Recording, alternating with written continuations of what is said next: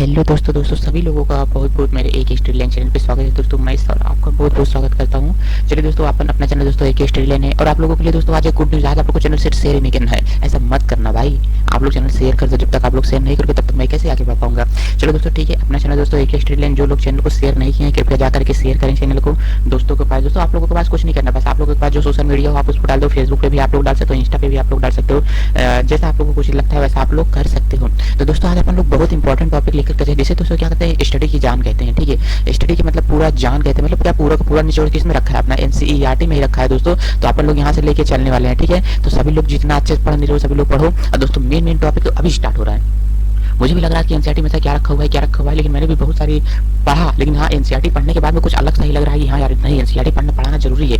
जब तक एनसीईआरटी अपन पढ़ाएंगे नहीं तब तक आप लोगों को निचोड़ अच्छे से मिल ही नहीं पाएगा। क्योंकि आज का टॉपिक जो अपना है बहुत ही इंपॉर्टेंट शानदार, ये 2 चैप्टर बहुत ही इंपॉर्टेंट लग रहे हैं, तो इसको दोस्तों आप लोग देखना जरूर ना भूलें। अब वीडियो को हो सके दोस्तों जितना ज्यादा से ज्यादा लोगों के पास शेयर करो। चलिए दोस्तों मैं और स्टार्ट करने चल रहा हूँ आपके साथ में इतिहास। चलिए दोस्तों यहाँ पर देखो मेरा पढ़ाने का मेथड जैसा कि आप लोग जानते हो, अगर वीडियो देखे होगे तो समझ ही गए होगे। दोस्तों मैं पहले आप लोगों को क्या करता हूँ, क्वेश्चन के माध्यम से आप लोगों को पहले समझा देता हूँ। ठीक है, यही देखो एनसीईआरटी पढ़ाने के लिए लोग कितना कितना पैसा लेते हैं, आप लोगों को कितना मुफ्त में यूट्यूब वाले कितना हेल्प कर रहे हैं। मतलब ऑफलाइन क्लास में जाओगे फिर भी पैसा लगेगा और ऑनलाइन भी बैच खरीदोगे फिर भी एनसीईआरटी पढ़ाने का अच्छे से लेकर के 12 तक की एनसीईआरटी को पढ़ाने का ही मात्र 1000-1500 रुपए ले रहे हैं। यूट्यूब पर जाकर के सर्च तो करो ना एक बार, कितने आसान कितने अच्छे अच्छे चैनल है, सभी लोग मुफ्त में फ्री में एजुकेशन दे रहे हैं। तो आप लोग ऐसा क्यों नहीं पढ़ रहे हो। चलो ठीक है, चलो दोस्तों यहाँ पर मेरा पढ़ाने के मेथड थोड़ा अलग है। अपन लोग आज कक्षा 7 का दोस्तों दूसरा चैप्टर लेके चल रहे हैं। और दूसरे चैप्टर में दोस्तों अपन लोग पहले इसका प्रश्न देखते हैं कि दूसरे चैप्टर में का प्रश्न किस प्रकार से किया गया, मतलब ताकि अपने को ये समझ में आ जाए ना कि अपने को किस किस टॉपिक पर मतलब ध्यान देके चलना है। देखो दोस्तों यहाँ पर गुर्जर प्रतिहार वंश का संबंध किससे, राष्ट्रकूट का संबंध किससे, पालो का संबंध किससे, चोल वंश का संबंध किससे। पालो का मतलब क्या, पाल वंश का संबंध किससे, और करे कि त्रिपक्षीय संघर्ष में लगे तीनों पक्ष कौन से थे। और यहाँ पर अपने को क्या बोला है कि चोल साम्राज्य, क्या बोला है कि चोल साम्राज्य की किसी समिति का सदस्य बनने के लिए कितनी शर्तें आवश्यक थी। और यहाँ पर क्या बोला है कि चाह मानो के नियंत्रण में आने वाले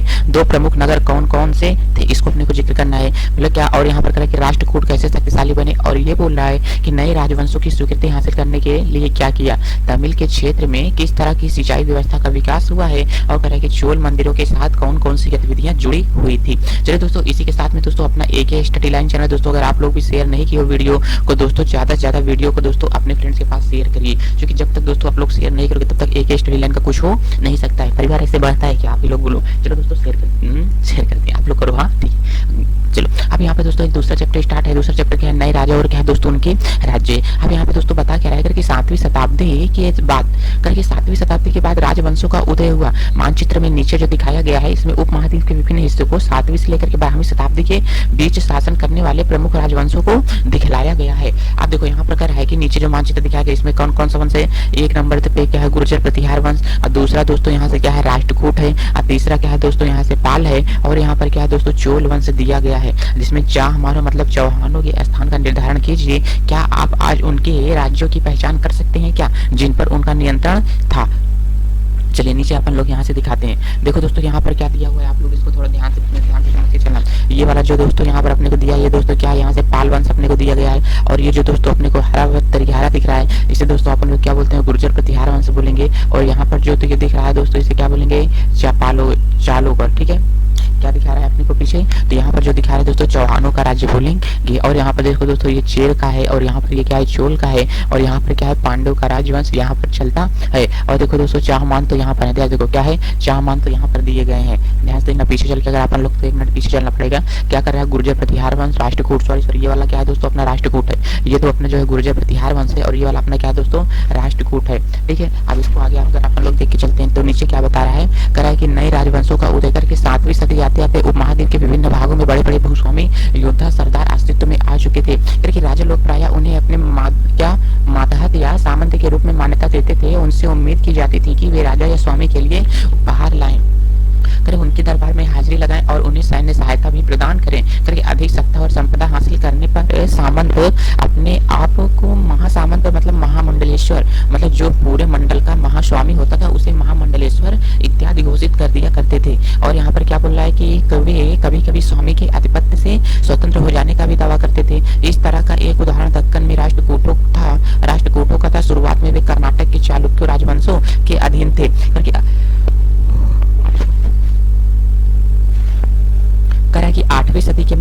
राष्ट्रकूट प्रधान क्या दंती दुर्ग ने अपने चालुक्य स्वामी की अहिंसा से इनकार कर दिया और उसे हराया। और यहाँ पर आगे क्या बोल रहा है कि पीछे, और यहाँ पर कह रहा है कि उसे हराया और हिरण्यगर्भ का मतलब क्या होता है, हिरण्यगर्भ का मतलब क्या होता है, सोने का गर्भ नामक एक अनुष्ठान किया। जब यह अनुष्ठान ब्राह्मणों की सहायता से संपन्न किया जाता था तो यह माना जाता था कि इससे याजक जन्मना क्षत्रिय न होते हुए भी क्षत्रिय के रूप में दोबारा क्षत्रियत्व प्राप्त कर लिया जाता था। मतलब कि जो लोग क्षत्रिय नहीं होते थे इस क्रिया के द्वारा, किस क्रिया के द्वारा, तो दोस्तों यहाँ पर जो किया जाता है क्या, हिरण्यगर्भ, क्या किस क्रिया के द्वारा लोग क्षत्रिय न होते हुए भी क्षत्रिय हुआ करते थे, मतलब क्षत्रिय बनाने की प्रक्रिया क्या कहलाती है, हिरण्यगर्भ कहलाती है। क्या कहलाती है, हिरण्यगर्भ कहलाती है। हिरण्यगर्भ का मतलब देखो, आप लोग देखे हो सोने का गर्भ, क्या होता है, सोने का गर्भ, मतलब कोई ऐसी क्रिया कार्य। देखो ऐसे कई मूवी में वही होता है कि हीरो क्या रहता है, दलित परिवार का रहता है या हीरोइन दलित परिवार की रहती है, तो उसमें क्या किया जाता है कि मतलब क्या उन दोनों को स्नान करा करके, मतलब क्या पंडित लोगों के द्वारा ये मतलब क्या ऊंचे से नीचे में आ सकते हैं अपन, लेकिन नीचे से ऊंचे में नहीं जा सकते हैं। देखो नीचे ऊंचे तो मेरे लिए तो ऐसा कुछ नहीं, लेकिन फिर भी ऐसा समझाने के तौर पे अगर मैं बता देता हूँ आप लोग को, जैसे कोई क्या होते हैं ब्राह्मण कास्ट का कोई लड़का है और या मान लेते हैं क्या एससी कास्ट की कोई लड़की है, तो जो एससी कास्ट की लड़की ब्राह्मण में नहीं जा सकती, लेकिन क्या होता है ब्राह्मण कास्ट का लड़का क्या होता है एससी कैटेगरी में आ सकता है, इतना हमेशा ध्यान रखना। और कह रहा है कि कुछ अन्य उदाहरणों के परिवारों में से राजशाही जन्म क्षत्रिय होते हुए क्षत्रिय का दोबारा क्षत्रियत्व प्राप्त कर लेते थे। कुछ अन्य उदाहरणों में से उद्यमी परिवर्तनों के पुरुषों ने अपनी राजशाही कायम करने के लिए सैन्य कौशल इस्तेमाल किया। देखिए मिसाल के तौर पर कदम्ब मयूर शर्मन और गुर्जर प्रतिहार हरिश्चंद्र ब्राह्मण थे, जिन्होंने अपने परंपरागत पेशे को छोड़ करके शस्त्र को अपना लिया और क्रमशः कर्नाटक और राजस्थान में नींद आ रही है दोस्तों, कर्नाटक और राजस्थान में अपने राज्य सफलतापूर्वक स्थापित किए। और यहाँ पर कर रहा है कि एलोरा की गुफा, देखो एलोरा की गुफा कहाँ पर है, कमेंट करके जरूर बताओ, मैं तो बताऊंगा। एलोरा की गुफा का एलोरा की गुफा में मतलब देखो गुफा नंबर होती है, जिस प्रकार से आप लोग कहाँ जाते हो, स्कूल में जाते हो तो कहीं पर जेल में जाओगे, जेल तो कोई लोग देखे नहीं हो, तो आप लोग दोस्तों जब स्कूल में जाते हो ना तो देखते हो स्कूल में सेक्शन है, कमरा नंबर 1, कमरा नंबर 2, सेक्शन 20, सेक्शन 3 इसी प्रकार से बांटे होते हैं ना। इसी प्रकार में ये जो एलोरा की गुफा है यहाँ पर बहुत सारी गुफाएं हैं, ठीक है, एलोरा के अंतर्गत ही बहुत सारी गुफाएं, भगवान विष्णु की गुफाएं और यहाँ पर क्या है शंकर की, मतलब बहुत सारे मंदिरों के अलग अलग यहाँ पर भी सेक्शन बांटे गए हैं। तो सेक्शन नंबर 15 में क्या एलोरा की गुफा में गुफा नंबर 15 का भित्ति चित्र जिसमें की विष्णु को नरसिंह अर्थात पुरुष और सिंह के रूप में दिखलाया गया है, यह राष्ट्रकूट काल की कृति है। देखो ये जो यहाँ पर आपको दिखाया गया है ना यही सब है, मतलब ये जो आपको ऊपर में दिखा रहा हूँ ये आप लोग यहाँ चलो, ये देखो यहाँ पर ये मूर्ति है ना, अगर आप लोग जब कभी भी एलोरा की गुफा में जाना तो वहाँ पर एक आप लोगों को टोकन नंबर दिया जाता है, टिकट दिया जाता है। तो वहाँ पर जब आप लोग गुफा नंबर 15 में जाओगे ना तो वहाँ पर आपका विष्णु भगवान का जो क्या था नरसिंह अवतार था उसे आप लोग वहाँ पे देख पाओगे। देखो जब ये सब चीजें गुफा, एक दिन मैं आपको गुफा अच्छे से पढ़ाता हूँ, ठीक है, तो वहाँ पर मैं सभी को गुफाओं के बारे में अच्छे से बता देता हूँ कि 1 नंबर में क्या है, गुफा नंबर 2 में क्या है, 3 में क्या है, 4 में क्या है। अगर अपने को ये सब चीजें कहीं टूर पे जाते हैं मालूम रहता है ना कि गुफा नंबर 1 में क्या अपने को चलना है, गुफा नंबर 2 में पहले देखना है, तो मतलब कौन कौन सी जानकारी वहाँ पर दी गई है। देखो घूमने का तरीका थोड़ा अच्छा लगता है, देखिए, और आपको मालूम भी तो होना चाहिए ना, पढ़ाई कर रहे हो तो सब चीजें आपको मालूम ही होना चाहिए। चलिए दोस्तों इसको नीचे देखते हैं, कह रहा है कि राज्यों में प्रशासन, क्या बोल रहा है कि राज्यों में प्रशासन अपने को देख के चलना है। अब यहाँ देखो राज्यों में प्रशासन कह रहा है कि इन नए राजाओं में से कईयों ने महाराजाधिराज मतलब राजाओं के राजा, ये देखो महाराजाधिराज मतलब राजाओं के राजा त्रिभुवन चक्रवर्ती 3 भुवनों का स्वामी और इसी तरह से अन्य भारी भरकम उपाधियां की धारण की थी। लेकिन इस तरह के दावों के बावजूद वे अपने सामंतों और साथ ही साथ किसान व्यापारी तथा ब्राह्मणों के संगठनों के साथ अपनी सत्ता की साझेदारी करते थे। और यहाँ पर क्या बोल रहा है कि इन सभी राज्यों में उत्पादन अर्थात किसानों, पशुपालकों, कारीगरों के संसाधन इकट्ठा किए जाते थे। इनको अक्सर अपने उत्पादों का एक हिस्सा त्यागने के लिए मनाया या बाध्य किया जाता था। कभी कभी इन हिस्सों को लगान मानकर कर वसूल लिया जाता था, क्योंकि प्राप्त करने वाला भूस्वामी होने का दावा करता था और राजस्व व्यापारियों से भी लिया जाता था। अच्छा आप लोगों से यहाँ मैं क्वेश्चन करो, मैं आपको पिछले चैप्टर में पढ़ा चुका हूँ ये सब चीजें। अच्छा बताओ जो राजा होता था वो एक अपना क्या रखता था, सेनापति रखता था। क्या रखता था, सेनापति। सेना का पति का मतलब समझते हो ना, सेना का निरीक्षण करने वाला। तो सेनापति को कितना खर्च देता था, मतलब सेनापति का वेतन कितना होता था। आप लोग ये कमेंट करके जरूर बताओ कि जो पहले राजा लोग रखते थे सेनापति का वेतन कितना होता था। अभी तक जितना मैंने पढ़ाया है, ठीक है, चलिए जानकारी के लिए बता देता हूँ जिन लोगों को नहीं पता, तो सेना का वेतन कुछ नहीं दिया जाता था। सेना का वेतन राजा की तरफ से 0 होता था, लेकिन जो राजा होता था वो अपने गांव की जमीन दे दिया करता था, जमींदारी दे दिया करता था। ठीक है, जमींदारी का मतलब क्या है, तुम ले लो इतना 10 एकड़ 15 एकड़ ले लो और इसमें जितना भी लगान वसूल सकते हो तुम यहाँ से वसूल करके अपनी सेना को मेंटेनेंस भी करना। मतलब जमीन दे दिया जा रहा है, तुम वहां पर जो कुछ भी उपजे वहां से कर लेकर के अपना देखभाल और अपनी सेना का देखभाल तुम क्या कर सकते हो, कर सकते हो। अब देखो यहाँ पर क्या दिया, 400 कर देखो क्या दिया, कह रहा है कि 400 कर यहाँ पर अपने को दिया है कि तमिलनाडु में शासन करने वाले चोल वंश। देखो चोल वंश कहाँ पर पड़ता है, देखो यहाँ पर क्या पड़ता है, चोल वंश इधर ही लगभग पड़ता है, तमिलनाडु के साइड में पड़ता है। लेकिन ये जो अभी आ गया है मेरे को ये यहाँ पर लगता है, ठीक है, आंध्र प्रदेश से भी थोड़ा टच है, ठीक है। तमिलनाडु में तो क्या है, पांडे है, करके तमिलनाडु मतलब तमिलनाडु का भी कुछ एरिया यहाँ पे लगता है, क्योंकि तब ये सब चीजें बटी नहीं थी, ये तमिलनाडु है ये क्या है क्या नहीं, तब तो राज्य बटे ही नहीं थी ना, ठीक है। तो ये ऐसा ही अभी जिसे अपन तमिलनाडु समझते हैं। और यहाँ पर तमिलनाडु में शासन करने वाले चोल वंश के अभिलेखों में विभिन्न किस्म के करों की, अरे यार आप लोग ये सोचो, ये जो भारत का विखंडन हुआ 29 राज्य बटे हुए हैं, ये तो अभी थोड़ी बटे हुए, तब थोड़ी बटे हुए थे, ये तो अभी बटे हुए हैं ना। देखो अब कह रहा है कि 400 से ज्यादा सूचक शब्द मिलते हैं, सबसे अधिक उल्लेखित कर है क्योंकि वेट्टी जो नगद की बजाय जबरन श्रम के रूप में लिया जाता है। वेट्टी जो था ये जबरन लिया जाने वाला कर था, मतलब जो लोग नहीं देते थे उनसे जबरदस्ती लिया जाता था, यानी जबरन श्रम अर्थात कदमाई।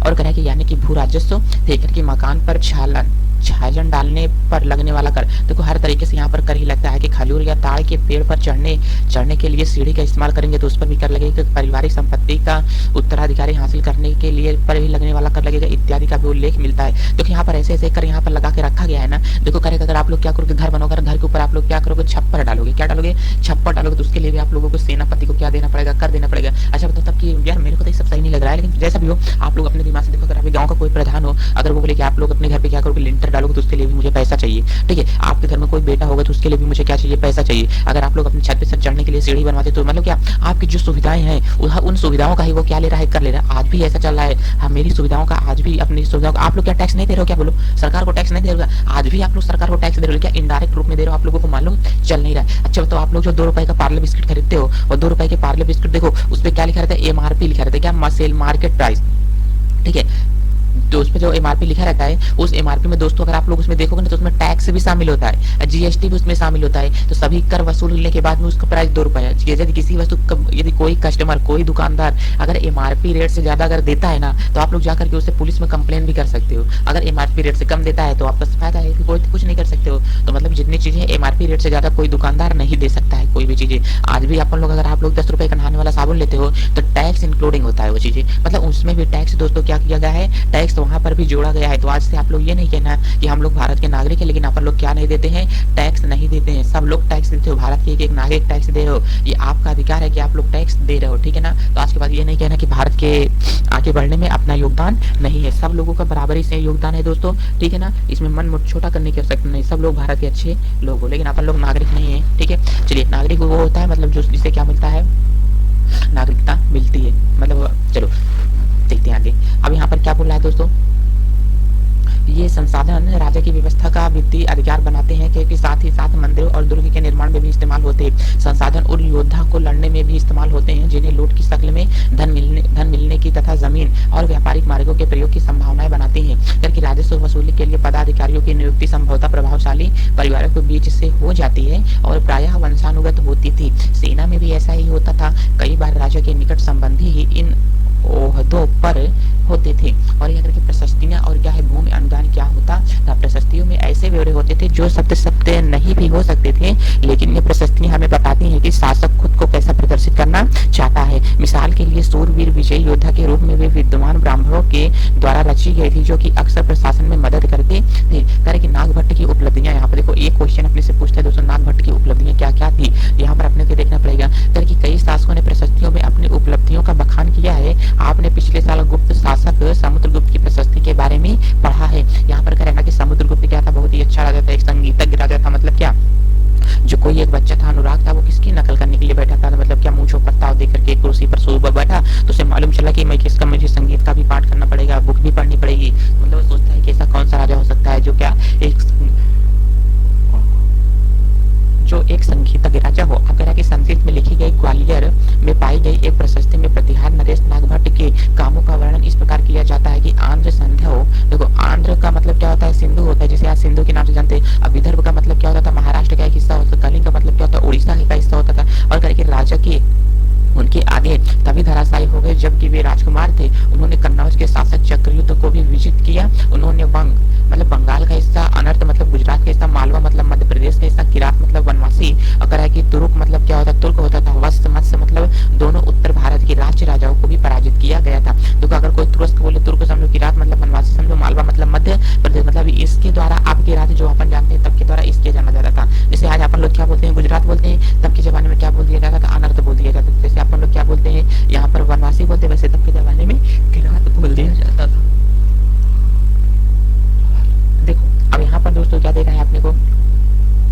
मैं किसके लिए आप लोगों के लिए लेके आया था, इसमें अपने आपको क्या दिखेगा, ग्वालियर दिखाने के लिए। ठीक है, ग्वालियर कहाँ पे पड़ता है दोस्तों, मध्य प्रदेश में पड़ता है। ठीक है, मध्य प्रदेश की एक सिटी है, क्या है दोस्तों, ग्वालियर है। मध्य प्रदेश भारत की दृष्टि से कहाँ पर पड़ता है, देखो यार भारत का हिस्सा इंडिया मैप से गायब होगा। देखो देखो ये देखो, इतना हिस्सा इंडिया मैप से ही हटा दिए। देखो जितने मैप अभी आ रहे हैं ना, सब में से इंडिया को हटा दिया गया है। ये जितना अपना मुद्दे विवादित मुद्दा था, इन सब में से क्या कर दिया गया दोस्तों, इन सभी को क्या कर दिया गया, हटा दिया गया। अब बोला ऐसा करना चाहिए क्या, ऐसा नहीं करना चाहिए यार, वीडियो कम से कम जाने तो, याद तो रहे यार सभी लोगों को। लेकिन आप लोग ये सब चीजें हटा क्यों रहे हो, मेरे को सही नहीं समझ में आ रहा है कि सब लोग हटा के। देखो ये वाला बीच का जो होता है, इसे आप लोग क्या बोलते हैं, यूपी मध्य प्रदेश क्या पड़ता है, यहीं पर पड़ता है। ठीक है, लगभग ये वाला क्या पड़ता है, अपना उत्तर प्रदेश पड़ता है। ठीक है, इसी के बाद इसी के नजदीक अपना क्या पड़ता है, ग्वालियर पड़ता है। चलिए दोस्तों आप लोग आगे देखते हैं। अब यहाँ पर क्या बोल रहा है दोस्तों, अपने से कि राजा लोग प्राय ब्राह्मणों को भूमि अनुदान से पुरस्कृत करते थे। ये ताम्र पत्रों पर अलिखित होते थे जो भूमि पाने वाले को दिए जाते थे। करके थोड़ा यहाँ संस्कृत और थोड़ा तमिल में लिखा हुआ ताम्र पत्रों पर एक संग्रह है, जिसमें 9वीं सदी में एक शासक के द्वारा दिए गए भूमि अनुदान का उल्लेख किया गया है। जिन कड़ियों से ये पत्र जुड़े हुए हैं उन पर राजसी मुहर लगी है,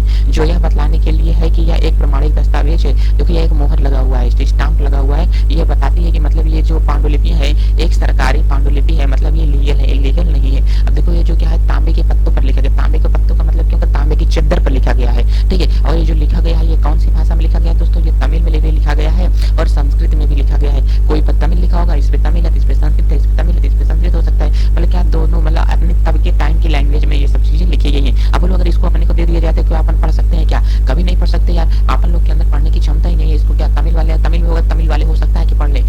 चलो आगे आगे देखते हैं। कि भूमि के साथ साथ क्या दिया जाता था।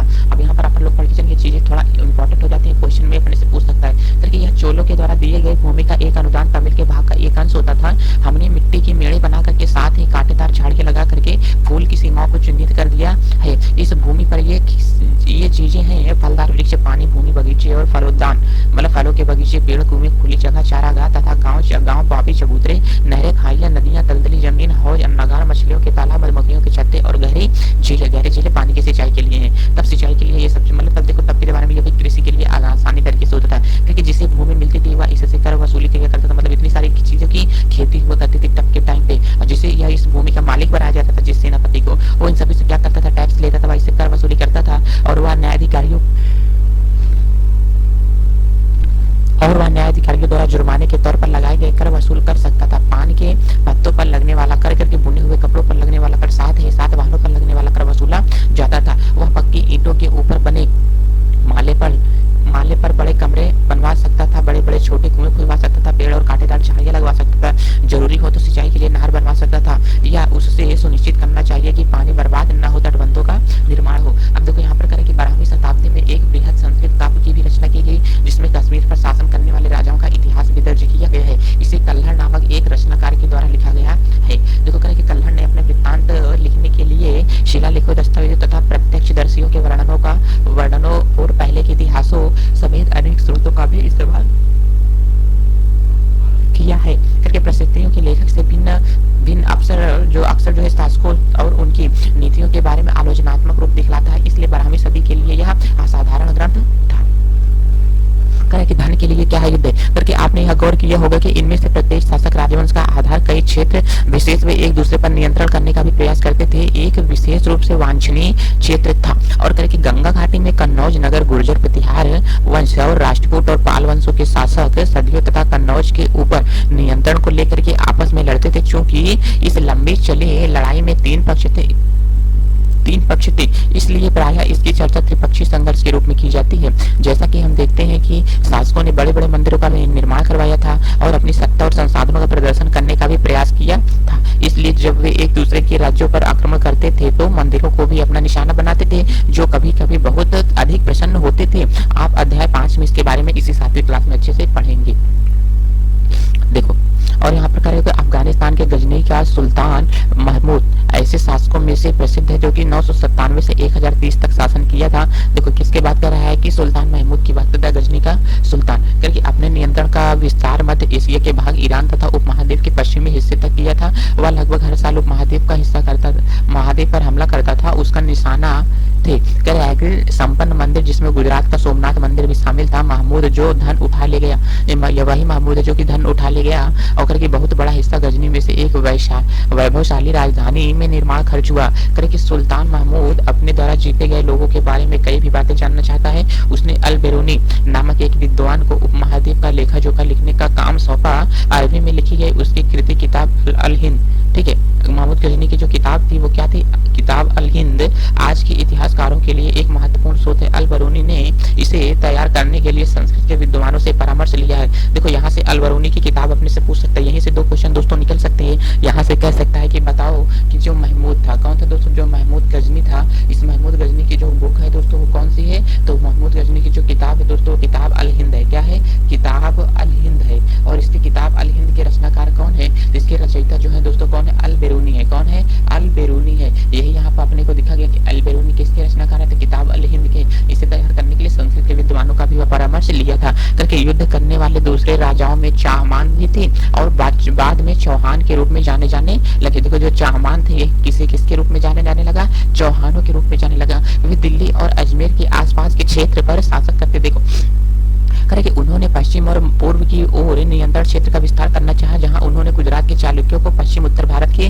गढ़ वालों से टक्कर लेनी पड़ी। चाहमानों का सबसे प्रसिद्ध शासक था पृथ्वीराज तृतीय, करके 1108। देखो अब यहाँ से ये अपने को एक वर्ड अपने को यहाँ से नोटिस करके चलना है कि जो पृथ्वीराज तृतीय आ रहा है कब से इसका शासन रहता है, 1168 से 1100 लेकर के 92 तक रहता है। अगर देखते हैं दोस्तों 7 2 9 तो मतलब 22 से तो 24 साल तक इसका क्या रहता है, शासन रहता है, ठीक है। जिसने सुल्तान मोहम्मद गोरी नामक अफगान के शासक को 1191 में हराया, लेकिन दूसरे साल में उसके हाथों हार गया, ठीक है। जब ये हारा था कौन से साल में हारा, लेकिन देखो पृथ्वीराज तृतीय किससे हारा था, महमूद के शासक के मोहम्मद गोरी से हारा था। तो मोहम्मद गोरी भी अपने आप में कम नहीं है, इसकी कहानी आगे चल के आप लोग पढ़ेंगे, बस नेक्स्ट चैप्टर में ये दिया गया है। देखो जो यहाँ से मोहम्मद गोरी था दोस्तों, ये मोहम्मद गोरी जो है लड़की नहीं है, ठीक है, नहीं आप लोग का दिमाग बहुत ज्यादा काम करता होगा। देखो मोहम्मद गोरी जो शासक था ना, ये पृथ्वीराज तृतीय को कौन से सन में हरा था, 1992 में। और सबसे ज्यादा इंपॉर्टेंट तो ये बन जाता है पृथ्वीराज के तृतीय का जो यहाँ पे शासन काल है कितना, 1168 से लेकर के कितना है, 1192 तक है। चलिए दोस्तों आगे देखते हैं कि आगे क्या बताया गया है अपने को। करके चोल राज नजदीक से एक नजर अपने को देख करके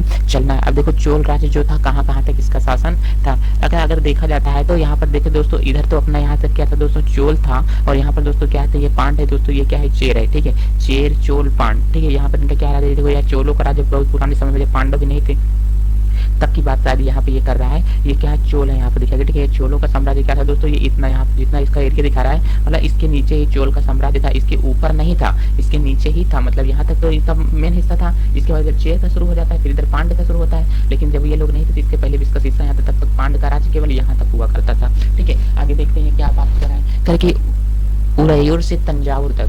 देखो उरैयूर से तंजावुर तक करके चोल वंश सत्ता में कैसे आया, करके चोल वंश सत्ता में कैसे आया, कावेरी डेल्टा में क्या है, मुट्टियार नाम से प्रसिद्ध एक छोटे से मुखिया परिवार की सत्ता थी, जो वे कांचीपुरम के पल्लव, देखो कांचीपुरम के पल्लव राजाओं के समातहत थे।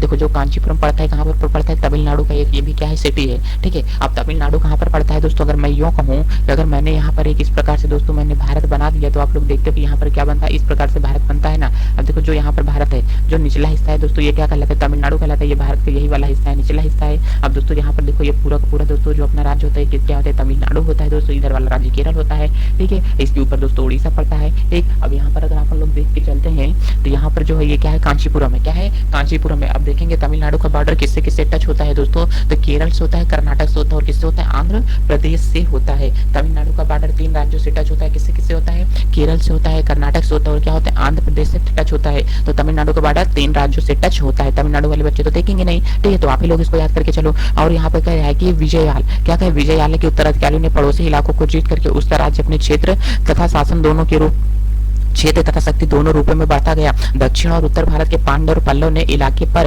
राज्य का हिस्सा बना लिया गया, करके राज प्रथम जो कि सबसे शक्तिशाली चोल शासक माना जाता है 1985 में राजा बना करके उसी ने इनमें से ज्यादातर क्षेत्रों पर अपने नियंत्रण का विस्तार किया। उसने साम्राज्य के प्रशासन का पुनर्गठन किया, करके राजराज के पुत्र। अब देखो करके राजराज के पुत्र क्या है, राजेंद्र प्रथम ने उसकी नीतियों को जारी रखा। उसने गंगा घाटी, श्रीलंका तथा दक्षिण पूर्व एशिया के देशों पर भी हमला किया। इन अभियानों के लिए उसने एक जल सेना भी बनाई। भव्य मंदिर और कांस्य मूर्तिकला, जो कि क्या है, देखो यहाँ पर क्या है कि राजराज और राजेंद्र प्रथम द्वारा बनवाया गया तंजावुर में क्या है, गंगाईकोंड चोलपुरम, क्या है, गंगाईकोंड चोलपुरम देवी कहाँ पर पड़ता है, ये भी दोस्तों तमिलनाडु का एक राज्य होता है, ठीक है। अभी जो मैंने बताया कि दोस्तों ये अपना क्या पड़ता है, इस प्रकार से भारत है ना, इस प्रकार से भारत है, यहाँ का जो हिस्सा भारत का नीचे वाला सिरा है यही क्या है, तमिलनाडु राज्य है। तमिलनाडु में दोस्तों क्या है, यहाँ पर भी क्या है, एक ये मंदिर है, क्या है, गंगईकोंड चोलपुरम, ये एक सिटी करे कि बड़े मंदिर स्थापत्य और मूर्तिकला की दृष्टि से एक चमत्कार है। करे कि चोल मंदिर अक्सर अपने आसपास विकसित होने वाली बस्तियों के केंद्र बन गए। ये शिल्प उत्पादन के केंद्र थे। करे कि ये मंदिर शासकों और अन्य लोगों के द्वारा दी गई भूमि से भी उत्पन्न हुए हैं। ये इस भूमि की उपज उन सारे विशेषज्ञों द्वारा निर्वहन करने में खर्च आती है जो कि मंदिर के आसपास रहते और उनके लिए काम करते थे। क्योंकि पुरोहित, मालाकार, बावर्ची तथा मेहतर।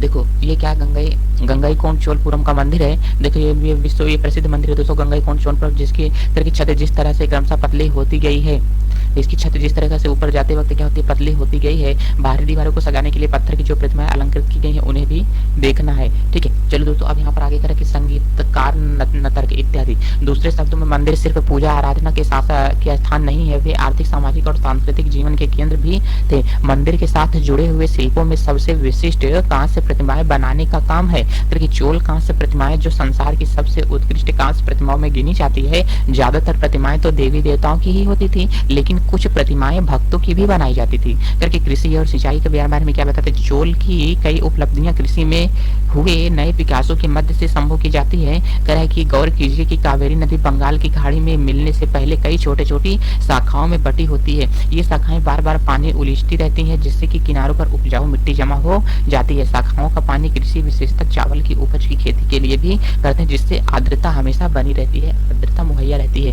हालांकि तमिलनाडु के दूसरे हिस्सों में कृषि पहले ही विकसित हो चुकी थी, पर 5वीं या 6वीं सदी में आकर ही इनके इलाके बड़े बड़े पैमाने पर खेती शुरू हो गई। कुछ इलाकों में जंगलों को साफ किया जाता था और कुछ दूसरे इलाकों में जमीन को समतल किया जाना था। डेल्टा क्षेत्रों में बाढ़ को रोकने के लिए तट प्रबंध भी किए गए थे और पानी की खेतों तक ले जाने के लिए नहरों का भी निर्माण करना होता था। कई क्षेत्रों में एक साल में 2 फसलें कई क्षेत्र में तो एक साल में 2 फसलें उगाने का भी प्रावधान था। अब देखो यहाँ पर क्या, कावेरी नदी जो बहती है दोस्तों, अपना क्या है, यहाँ से इंडिया है दोस्तों।